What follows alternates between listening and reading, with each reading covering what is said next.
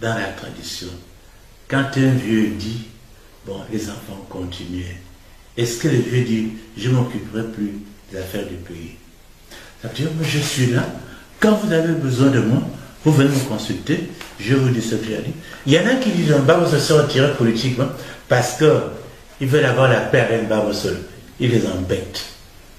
Il a dit, il est retiré, c'est pour qu'ils ne disent plus rien. Mais Mbabosso écrit, mais je suis là, en tant qu'intellectuel. Et je dis, le Gabonais doit être initié à la recherche.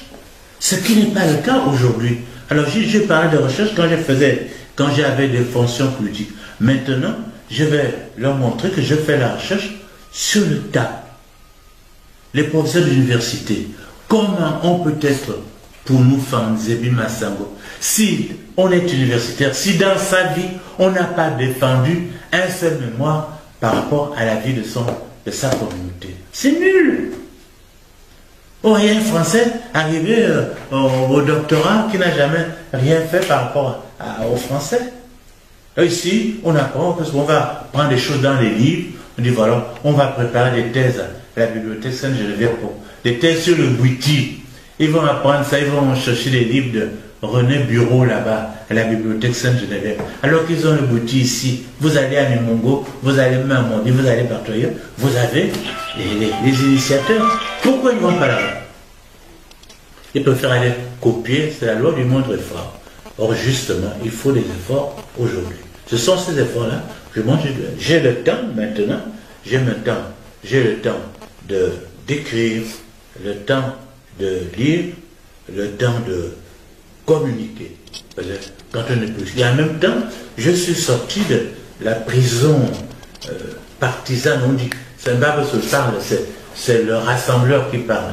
Donc je parle en tant que Gabonais, en tant qu'intellectuel, par rapport à mon expérience que je vais apporter à tous les Gabonais. Ce n'est pas seulement à ceux qui sont dans mon parti politique. Bon, je dis ça comme je le pense. Ceux qui nous dirigent actuellement, ce sont des nuls. Ils n'ont rien appris. Ils ne savent rien. Les crimes rituels, quand on dit les crimes rituels, ça veut dire que c'est des crimes qui sont commis pour faire des fétiches. Ça veut dire qu'ils veulent prendre la place qui n'est pas la leur. Dans nos sociétés traditionnelles, chacun était à sa place. Celui qui est papa, il ne voulait pas être fils en même temps. Ou tu es papa, tu es maman, tu es ceci, tu es épouse, tu es mari.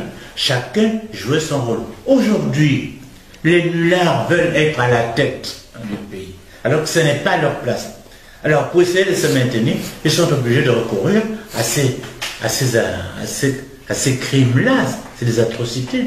Ça veut dire justement les gens qui sont désorientés. On est ce qu'on est, et les choses ne sont pas ce que nous pensons, les choses sont ce qu'elles sont. Vous avez votre valeur, et cette valeur-là vous a été donnée, et par Dieu, et même par vos ancêtres, vous devez occuper telle place. Aujourd'hui, au Gabon, on ne s'occupe pas de savoir si tel il est là, il est vraiment à sa place.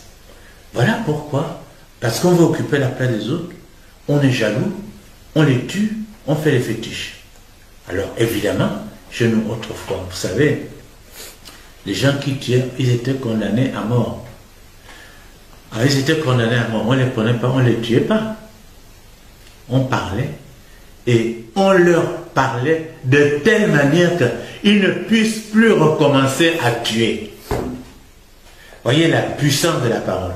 Et c'est pour ça que j'ai lutté, moi, quand j'étais ministre des droits de l'homme, que j'ai lutté pour qu'on supprime la peine de mort. Parce que justement, la peine de mort, quand on condamne quelqu'un à mort, ça veut dire on va l'exécuter. Ça n'existait pas chez nous, ça.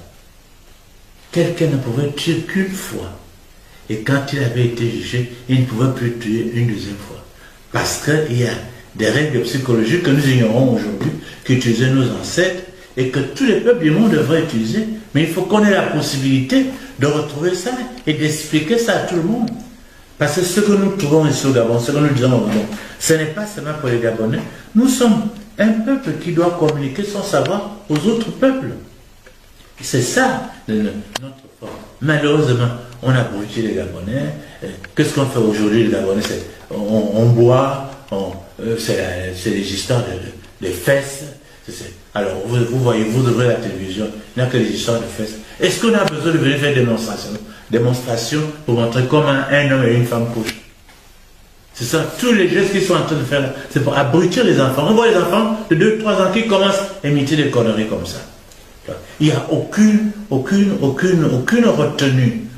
On explique, on ne dit pas il faut obliger, on dit il faut éduquer les gens de telle manière qu'eux-mêmes soient leur propre censure. Dire que voilà, telle chose, ça ne m'apporte rien, moi je ne veux plus de ça. Mais il faut les gens qui leur disent, vous devez être vos propres censeurs. À partir du moment où vous voyez que quelque chose ne va pas avec votre communauté, ne va pas avec vous-même, vous évitez cela. Il n'y a pas de système de valeur au Gabon aujourd'hui. Parce que justement ceux qui sont au pouvoir n'en ont pas ou ont laissé tomber leur système de valeur, on fait n'importe quoi. Parce que je suis ministre, parce que je suis président de la République, j'ai le droit de faire tout ça. Mais non, ce n'est pas parce que tu as une fonction que tu as le droit de tout faire. Il y a des lois sociales qui sont au-dessus de toi. Tout ce que je vous dis, ça veut dire que j'ai appris ça auprès de tous les notables de toutes les communautés. J'arrive, comment les gens vivaient? Je posais des questions. On m'expliquait. Tout le monde n'a pas eu cette chance-là de pouvoir se trouver face, pratiquement, aux membres de toutes les ethnies du Gabon pour discuter avec eux, pour leur demander des explications, pour que ces membres-là leur enseignent quelque chose. Ça, déjà, à ce niveau-là, je suis privilégié. Bon, au niveau international, parce que justement, je parle de mes cultures, que les gens me respectent. Je n'ai pas fait une seule thèse où je parlais des cultures des autres. Par exemple, il parle des choses qu'il connaît, il a fait la recherche chez lui. C'est pour cela qu'on me respecte.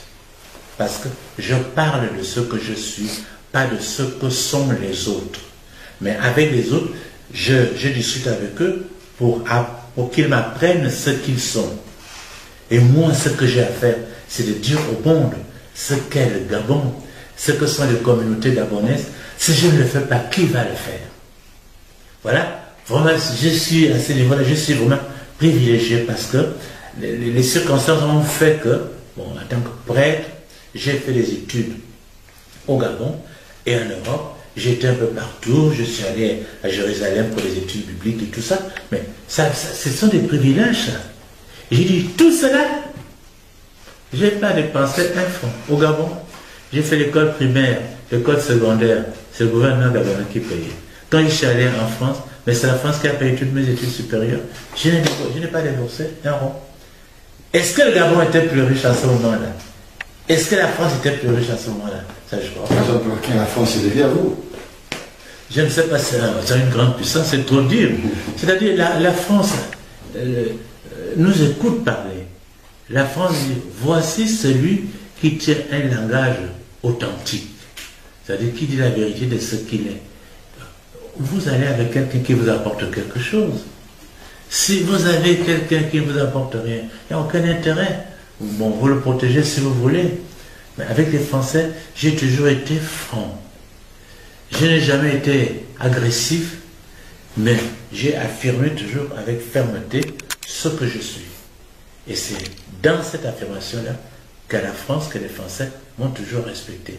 Qu'ils fussent hommes politiques, ou prêtres, ou religieux, tout ça, c'est parce que je dis ce que je suis avec mes limites, que je sais, moi, reconnaître. Je sais que nous avons pris beaucoup de retard au niveau de la formation technique. Vous savez qu'à la fête des cultures, les enfants, pour nous, de Moabit, ont commencé à fabriquer des hélicoptères. Oui. Ils auraient pu faire des droits à ce moment-là. Cela avait continué sur cette... parce que je pensais à ça. Mais ça a été coupé. Voilà, c'est que quand les autres... Voilà, c'est un peuple qui était inventif. Vous êtes obligé de faire des alliances avec des gens qui sont inventifs parce que vous voulez vivre mieux. On a coupé cela pour leur montrer comment on danse, on se saoule, on va faire des réunions pour 100 000 francs pour aller acheter la drogue. Pensez les enfants, ça. Il y a une fille qui a une voiture, une 2 chevaux, à Siro. On était déjà bien partis, mais Tout ça, c'est terrible. Puisqu'on a fait, on a tué la fête des cultures parce que c'est Mbaba Sow qui a fait ça. On est allé chercher les fesses de je ne sais où, les femmes qui sont venues la montrer leurs fesses pour dire la fête. Mais c'est vraiment de l'idiotie. On ne peut pas être plus idiot. Alors je regarde tout cela, mais je dis que ça, il y a une chose que je ne peux pas dire parce que nous sommes à la presse. Mais le Gabon, c'est un pays qui a des intelligences supérieures. Mais il faut les découvrir et les mettre au travail. Tous les ans, vous m'entendez, tous les ans, nous perdons 9 génies, garçons et filles. Si on développait ces génies-là, souvent les génies vont naître dans des milieux modestes. Ces milieux modestes ne sont pas capables de payer l'école. Et ces génies-là, qu'est-ce qu'ils viennent? Quand il y a une intelligence supérieure, elle est obligée de produire quelque chose, alors ils produisent des monstruosités, ils deviennent criminels, ils deviennent délinquants et tout ça. Dans un village, je me réjouis, dans un village, lorsque on vit, il y a des règles du jeu. Et le chef lui-même s'interdit d'abord d'être complice de ceux qui peuvent commettre des infractions. Ici au Gabon, les chefs souvent sont complices de ce que posent comme acte leurs inférieurs. Alors, lui dit, quand on veut l'opération Mamba, vous voulez parler de ça? L'opération Mamba, je vais vous dire, franchement, c'est une idiotie. Si des gens ont commis des fautes, parce que juste à cause du laxisme généralisé qui a été favorisé par les premiers responsables politiques, si ça s'est produit comme ça, il faut m'entendre, comment on fait? Est-ce que vous croyez que dans un pays, on va arrêter tout le monde? Parce que tous ceux qui ont commis des actes, moi je leur ai toujours dit, écoutez, trouvez-moi un seul dossier où Mbaba Sow a détourné de l'argent, montrez-moi ce dossier-là. Si vous trouvez un seul dossier où Mbaba Sow a volé de l'argent, montrez-le-moi. Je vais vous montrer que si vous dites c'est Mbaba Sow, je vais vous montrer que c'est... Ils sont venus chercher ici le dossier des fêtes tournantes qu'ils avaient détruit. Parce que justement pour se protéger, ils disent, bon, il faut détruire ces documents-là pour que si on cherche, on ne nous trouve pas. Mais moi je les avais ici. Les gars, ils sont allés me raconter que Mbaba Sow a détourné 1,6 milliard. Mais oui, j'ai dit, vous parlez 1,6 milliard. Mais 1,6 milliard, lorsque j'ai été responsable en 2007 des fêtes tournantes, vous aviez dit que les pagnes coûtaient 1,6 milliard. Moi je n'avais pas l'argent. J'ai signé les papiers. Alors seulement le président Bongo, après m'a envoyé un papier pour me dire, mais les pagnes pour la fête tournante de 2007 ont coûté 300 millions. J'ai les papiers. Alors ceux qui étaient gestionnaires des finances, c'est pas moi qui gère les finances, ils ont dit ça a coûté 1,6 milliard. J'ai trouvé les 1,3 milliard autres. Voilà. Ça va coûter. Vous avez dit que c'est les pagnes qui coûtaient 1,6 milliard. C'est faux. Avec vos propres signatures, je les ai. Donc, ces choses-là,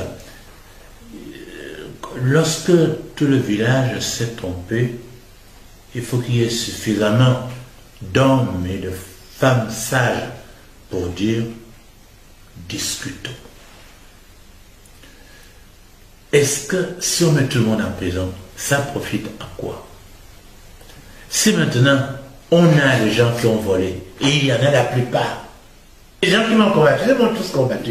Parce que moi, je ne crois pas à ce qu'ils racontent parce que je les connais.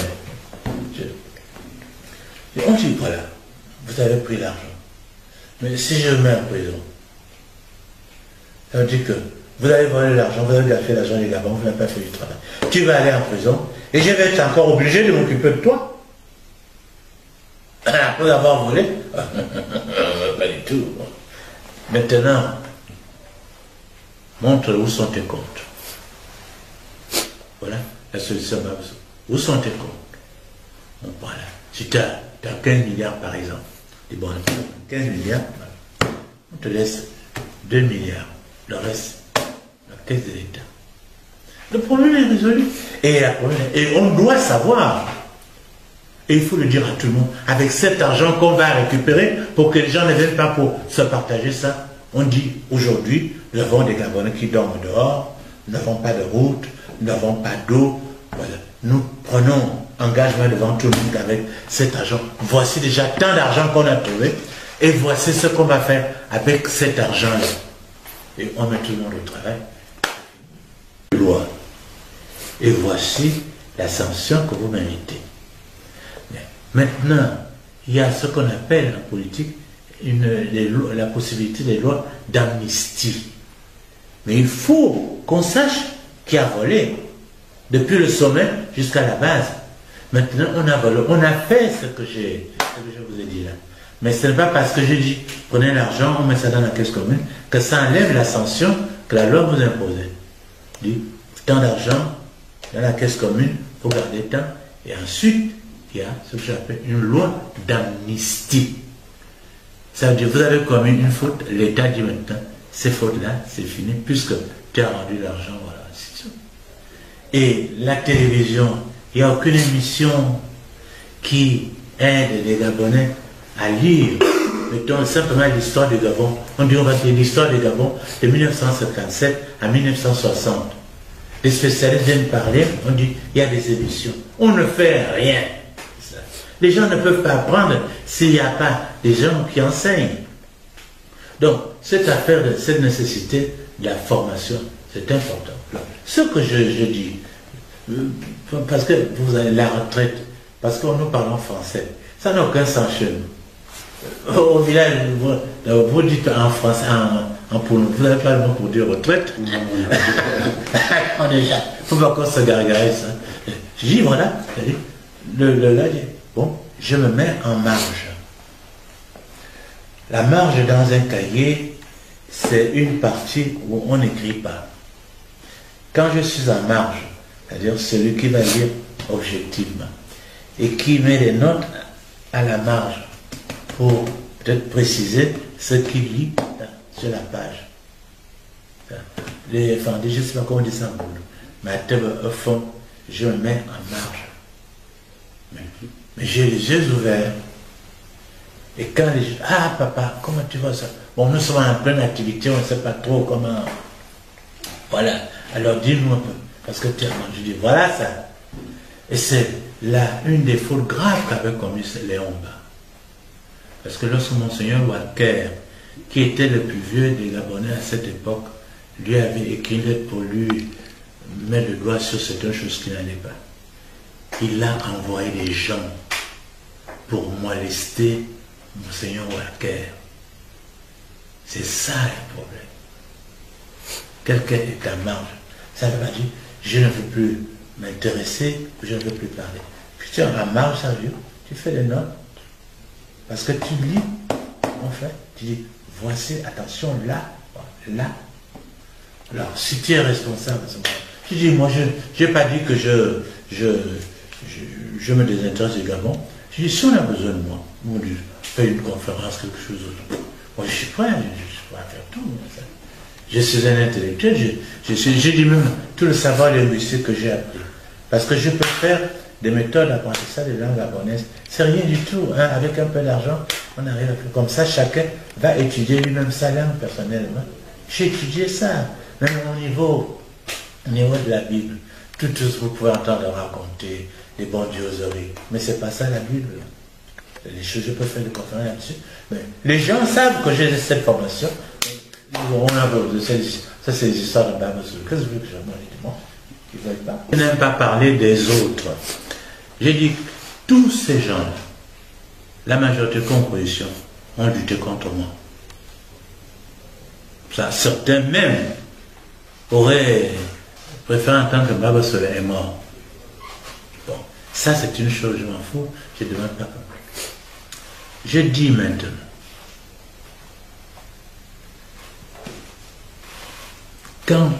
quand tu es venu au monde, qui savait, quand ton père et ta mère ont décidé de te mettre au monde, C'était ultra secret. Et ensuite, lorsque tu es venu au monde, tu t'es révélé d'abord à ta mère, qui a annoncé la nouvelle que tu étais là. Les grandes choses ne se font que dans le secret. Et c'était une des tares des Gabonais. Ils sont bavards. Ils parlent des choses qu'ils ne connaissent pas. Et je leur dis souvent, taisez-vous un peu. Parce que je pense que si se taisait un peu, à ce moment-là, nos ancêtres viendraient peut-être leur parler en songe pour les redresser. Mais tant qu'on fait du bruit comme on est là, on n'arrivera à rien. Je suis une parole efficace est toujours précédée par le silence. C'est ce que j'ai appris. Pas des blancs, ce que j'ai appris avec tous les vieux du Gabon. Mais je vous dis, c'est impossible avec ces gens qui sont au pouvoir. C'est impossible. Je ne dis pas que ça on arrive, je dis c'est impossible. Parce qu'ils sont comme ils sont. Ils veulent le pouvoir, ils veulent s'amuser, ils veulent l'argent, ils veulent les femmes, ils veulent tout ce que vous voulez. Pour faire un peuple, il faut d'abord réfléchir. Et on ne réfléchit que dans le silence. Et le silence vous enseigne l'humilité. Quand vous êtes dans le silence, vous soulevez beaucoup de questions auxquelles vous n'avez pas de réponse. Alors à ce moment-là, vous dites, ah, donc je ne sais pas tout. Donc j'ai besoin d'autres pour arriver à connaître. Le Gabon. Dans l'état actuel, toute l'opinion internationale dit que les Gabonais sont des nullards. Parce qu'échouer lamentablement comme ils font là, avec tant de richesses qu'ils ont, avec une petite population, nous sommes considérés comme les derniers des bounoules. C'est tout. Je vous dis ça. C'est un Français, quel respect voulez-vous qu'un Français ait vis-à-vis d'un Gabonais? Quelqu'un s'en va en France, il fait, on sait ce qu'il faut. Quand ils sont, oh, j'ai rencontré le président Macron, j'ai rencontré tel président. Vous savez ce qu'ils vont leur dire? Non, non, monsieur. Voilà. Monsieur Macron, vous êtes président de la République française. Je voudrais rester au pouvoir. Soutenez-moi, qu'est-ce que vous voulez que je vous donne? C'est tout. Ils disent, ben voilà, mon peuple a besoin de ça, le pays a besoin de ça. Non, ce n'est pas leur problème. Vous avez entendu l'autre qui allé, moi je donne 5 000, 500 000, quoi, je ne sais quoi. C'est ce qu'on lui demandait. Quand un chef d'État s'en va, quelqu'un qui est responsable d'une famille, il va dire aux autres chefs, bon, j'ai chez moi, comme là-bas, moi, bien, Badi, oh, mais j'ai vu une fille là, mais j'ai dans mon village 3 célibataires. Bon, est-ce que... Ben oui, ces filles-là ne sont pas encore retenues. On dit aux gens ce dont a besoin son peuple. Mais ils disent pas, ils ne demandent pas ce dont a besoin le peuple, ils disent, ils ont besoin de rester au pouvoir. Qu'est-ce qu'ils veulent donner aux gens qui vont les aider à rester au pouvoir? C'est toutes les comédies que vous voyez là aujourd'hui, c'est ça. Il n'y a rien d'autre. Ils ne peuvent pas dire à des Français, voilà, nous voulons faire ça au Gabon. Vous avez Libreville, Cambo, 100 km, même pas. 57 ans d'indépendance, on n'a pas encore réussi à vous donner cette route-là. C'est quand même abusif. Mais il n'y a même plus de débat là. C'est des nullards, c'est tout. Je vous dis, c'est des nullards. Vous allez voir comment ces jeunes vont transformer ces gens-là qui sont en train de se foutre de la gueule des gens. C'est l'expression que j'emploie même devant la presse. Ceux qui sont au pouvoir se fichent la gueule des Gabonais. Quand on voit ça, les petits Gabonais, on les appelle, 5 000 francs, ils les prenaient, 10 000 francs. C'est ça le Gabon. Et les étrangers qui voient ça. Tous les services de renseignement répètent ça partout. Nous sommes considérés comme des moins que rien. C'est tout. Mais il faut que les Gabonais comprennent que il y a un changement quelque part. Nous sommes le peuple gabonais qui est divers. On est à peu près une quarantaine d'ethnies, un peu moins.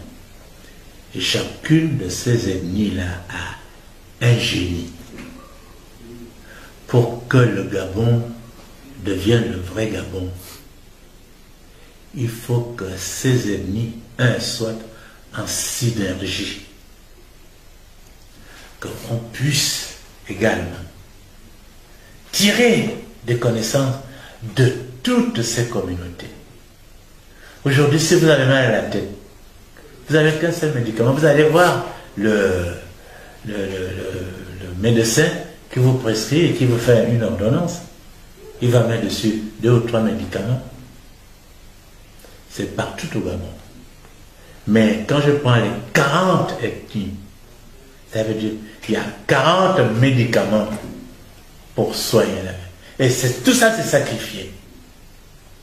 Il faut simplement dire au Gabonais, reprenez et réappropriez-vous vos savoirs traditionnels, vous les analysez, vous les perfectionnez, vous allez voir des miracles.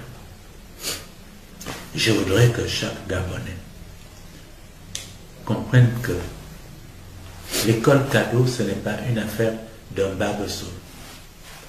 C'est une volonté que même, je dirais, les ancêtres ont mis aussi en moi pour dire que si tu veux faire ce pays-là, faites éclater les intelligences.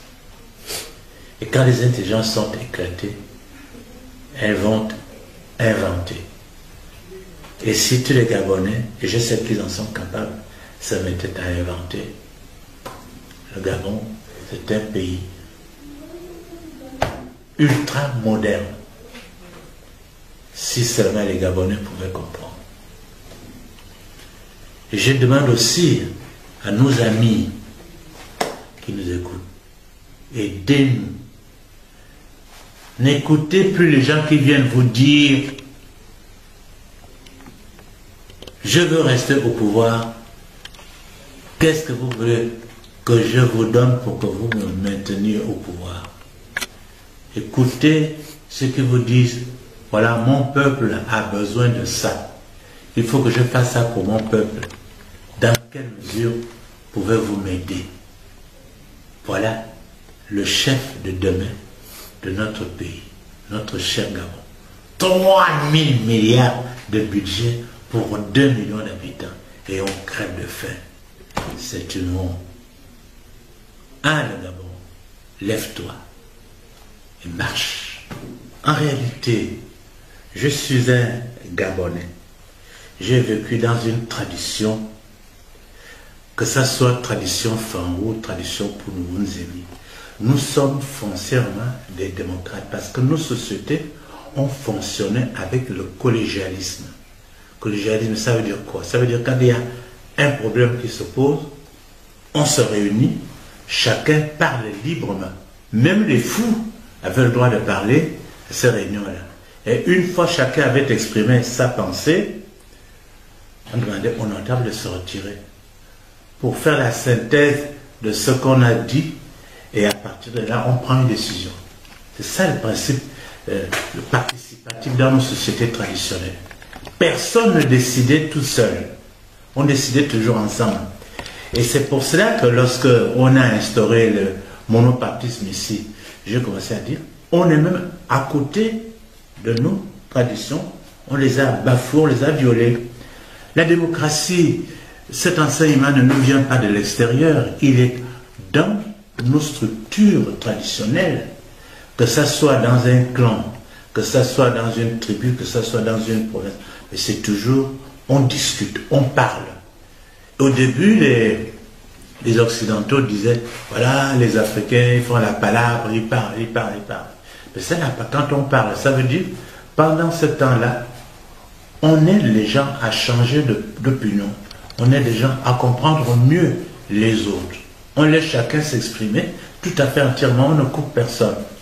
Donc, c'est ça que je suis venu simplement à répéter. C'est vrai, j'avais passé plusieurs années à l'extérieur, Mais moi, j'étais éduqué selon la tradition, j'ai été initié au Mélam, et c'est en fonction de cela que je conçois une organisation sociale. La démocratie, pour moi, c'est-à-dire le système participatif en réalité, parce que la démocratie, ça c'est, ils ont pris leur mot qui en fait ne correspond pas à ce que nous sommes. Ils ont le système participatif, et le système participatif le plus élevé, c'est le collégialisme. Il n'y a pas meilleur système que le collégialisme. Voilà pourquoi je me suis battu pour cela, mais ce n'est pas encore tout à fait passé. Mais je crois qu'une idée comme ça, si on lui donne sa vie, on gagne pour son pays. À partir du moment où les villages sont en train de mourir, c'est le système participatif qui meurt. C'est le système démocratique traditionnel qui meurt. Vous voyez, quand je suis arrivé pour la première fois dans un village comme Niali, puisque vous êtes la Nyanga, c'était un grand village. Aujourd'hui, il existe peut-être une case. Et à partir du moment où tout le monde vient en ville ici, on ne sait plus discuter, on n'est plus parents, chacun fait ce qu'il veut, il n'y a aucun interdit, il n'y a aucun système de valeurs qui soit strictement respecté. Alors j'ai dit, évidemment, je me suis battu, c'est pour cela que j'ai écrit aussi. Vous savez, comme il y a eu en même temps des gens qui veulent détruire ce système parce que ça leur profite, ils achètent les gens. Ils disent voilà, tu vas être de mon point de vue parce que je te donne l'argent. Évidemment, on a l'impression qu'on tourne en rond, mais c'est justement avec des jeunes comme vous et vos enfants, il faudrait leur transmettre cette tradition du système participatif. C'est pour ça d'ailleurs que j'avais créé la fête des cultures. Il fallait d'abord que les gens quittent leurs préjugés pour connaître ce qu'est l'autre différent. Et nous avons réussi, au bout de 2 ans, à faire en sorte que les gens sortent de leurs préjugés et commencent à apprécier les autres en tant qu'autres. Et c'est d'ailleurs à partir de ce moment-là qu'il y a eu beaucoup de mariages mixtes. On se dit, mais, oh, mais je pensais ça des autres, donc c'était faux, donc je peux me marier là-bas, je peux faire ceci. C'est comme ça. Bon, je dis, on n'a pas encore réussi, mais maintenant, si j'étais arrivé au pouvoir comme je l'avais souhaité, là, vous pouvez être sûr que là, ça aurait été un autre système, ça. J'ai toujours pensé que je n'avais pas le droit de poser un acte qui risquerait de mettre le Gabon en danger. Et quand on met dans des situations irréductibles, on dit, moi je reste sur ma position, toi tu restes sur la tienne, ben là, on met le pays à la guerre civile. La guerre civile, c'est la fin de tout.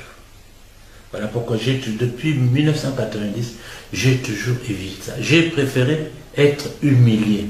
Je dis, le Gabon est plus que moi. Si on humilie une petite personne, c'est pas comme si on mettait le Gabon en feu. Donc pour moi, le Gabon, quand je dis Dieu, ensuite c'est le Gabon. Il n'y a rien d'autre qui sort au-dessus de moi. Alors si je commence à détruire ce qui est moi-même, le fond de moi-même, je n'existe plus.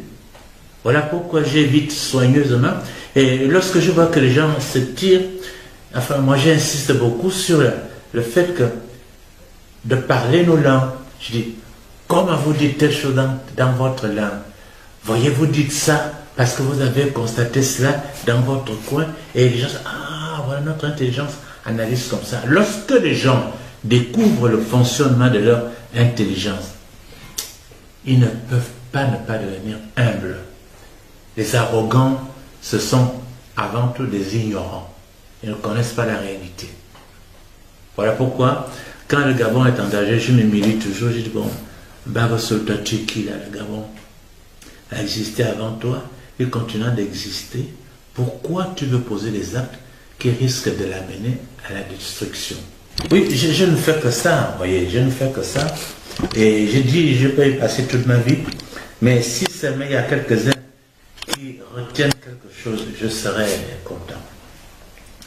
Quand j'ai dit mettons au Bakota, quand vous dites bonjour, vous dites oyez-moi. Oyez-moi, ça veut dire est-ce que tu es réveillé? Ce réveil-là n'est pas seulement le réveil des yeux, tu sors du sommeil, ça veut dire est-ce que ton intelligence a compris Pourquoi? Quand on va dormir, dans la tradition gabonaise, on dit, les anciens viennent nous expliquer des choses de notre vie. Et ils ont attaché cela quand vous vous réveillez le matin, on sent encore le corps de viande, on dit, oyez-moi. Ça veut dire, est-ce que tu es réveillé de ton ignorance? Est-ce que tes ancêtres ont réussi à te convaincre pendant la nuit? Et quand je dis, non, et toi, c'est la même chose. Voyez, quand quelqu'un entend ça, ça ne veut rien dire. Mais il faut creuser. Pourquoi on se dit, mais c'est puissant. La première chose le matin à laquelle on invite quelqu'un, c'est la connaissance. Il faut connaître, ça veut dire, vous avez parlé avec vos ancêtres. Il n'y a pas au monde des peuples qui réfléchissent comme ça. On dit bonjour, bonjour en français. Il n'y a aucun appel spirituel, il n'y a aucune arrière-pensée pour dire que les ancêtres sont là, que vous avez discuté avec quelqu'un. Vous voyez, des choses, des expressions comme ça. Il faut expliquer ça aux gens. Quand je dis par exemple, enfin le mot un nom, ça veut dire étranger. Ça ne veut pas dire étranger, un nom. Un nom, ça veut dire celui qui est là, qui flotte, parce qu'il vient d'ailleurs, il flotte, il n'a pas d'assise. Donc justement parce qu'il n'a pas d'assise, vous êtes obligé de le protéger, de lui en donner une. Là, quand on dit un nom, vous traduisez ça en français, oh les flottants, mais vous ne savez pas ce que ça veut dire chez nous. Quand quelqu'un, non, il y a aussi, enfin, un tort. Celui qui vient de l'extérieur, ça veut dire qu'il est résident. Il est chez vous. Il est chez vous pour un temps. Ça veut dire qu'il est avec vos façons de faire, il est d'accord avec ça, il suit vos habitudes, vos coutumes pendant un moment, et puis partira chez lui. Et c'est par là, justement, que la culture se répandait. Donc un homme, c'est celui qui est là, il n'a pas d'assise, mais il faut lui donner une assise, il faut le protéger, c'est pour qu'il puisse recevoir votre culture et la répandre. Ce programme-là, c'est un programme que tous les peuples du monde doivent adopter. Quel est le pays qui va se construire sans formation? Quel est le pays qui va se construire si les gens ne se portent pas bien? Quel pays va se construire si les gens sont nomades et n'ont pas de maison? Alors, l'erreur des Gabonais, c'est qu'ils ont cru ça, c'est le programme de Mbaba Solo. Moi, je prends des choses essentielles. Ce qui est propre à tout être humain. Il faut que tu aies une formation. Nous, traditionnels, quand il y a des initiations, c'est ça la formation. Or, aujourd'hui, il n'y a plus aucune formation. Et alors maintenant, pour aller à l'école, il faut payer. Je dis, avec 2 millions d'habitants, avec un budget de 3 000 milliards, enfin quand même, il faut croire que les gens qui s'occupent du Gabon, ils s'en foutent, excusez-moi l'expression, du Gabon. Qu'est-ce qu'on ne peut pas faire avec 3 000 milliards par rapport à l'école, par rapport à la santé des gens, par rapport même même des maisons préfabriquées, que les gens soient logés normalement, leur donner de l'eau. Ça coûte quoi?